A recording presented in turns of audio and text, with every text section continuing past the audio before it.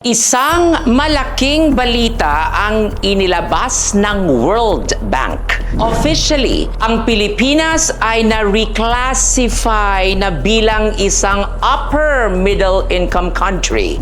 Hindi na tayo kabilang sa lower middle income economies. Isa itong economic milestone na matagal ng target ng bansa. Gusto kong ipaliwanag kung ano talaga ang ibig sabihin nito. Marami ang nag-aakala na kapag sinabing upper middle income country, ibig sabihin ay yumaman na ang bawat Pilipino. Hindi po.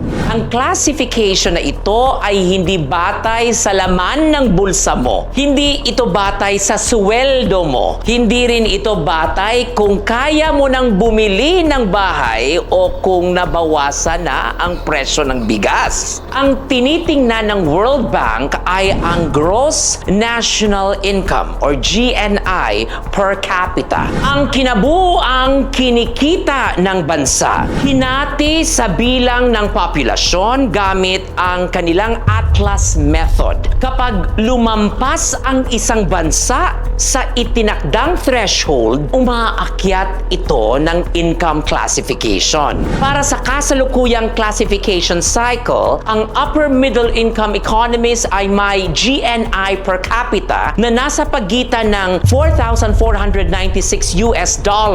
at $13,935 Sa madaling salita, country classification ito, hindi personal wealth classification. At oo, malaking achievement pa rin ito. Ibig sabihin, lumaki ang ekonomiya ng Pilipinas sa nakaraang mga taon. Ayon mismo sa World Bank, ang reclassification ay bunga ng broad-based economic expansion kung saan halos lahat ng major industries ay nag-ambag sa paglago ng GDP, hindi lamang isang sektor. Pero narito ang mas mahalagang tanong. Kung lumaki ang ekonomiya, lumaki rin ba ang kalidad ng buhay ng ordinaryong Pilipino? Dahil kung tataas ang economic statistics, pero ang minimum wage earner ay hirap pa ring bumili ng pagkain, kung mataas ang GNI, pero milyon-milyon pa rin ang naghahanap ng trabaho sa ibang bansa. Kung lumalaki ang GDP, pero lumalaki rin ang utang ng pamilya, then perhaps the challenge is no longer economic growth. The challenge is inclusive growth. Ang tunay na sukatan ng tagumpay ng isang gobyerno ay hindi lamang kung ano ang sinasabi ng international reports. Ang tunay na sukatan ay kung ano ang nararamdaman ng tao sa palengke, sa grocery, sa ospital, sa eskwelahan,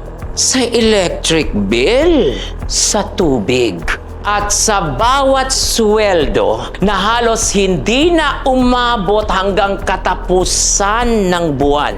Hindi rin natin dapat kalimutan na may kaakibat na hamon ang bagong classification na ito. Kung umangat ang income status sa isang bansa, maaaring unti-unting mabawasan ang access sa ilang concessional loans, grants, at development assistance na dati ay available sa lower middle income countries. Kaya mas lalo pang magiging mahalaga ang mahusay na pamamahala ng pondo ng bayan at ang pagtiyak na ang paglago ng ekonomiya ay tunay na nararamdaman ng mamamayan. So yes, congratulations Philippines! This is an achievement worth recognizing. Pero huwag nating ipagkamali ang economic classification sa economic reality. Magkaiba ang numero sa papel at ang buhay sa hapagkainan.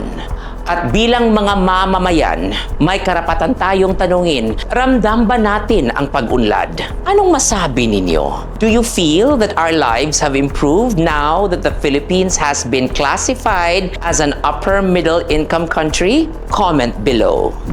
Another day, another Regal POV.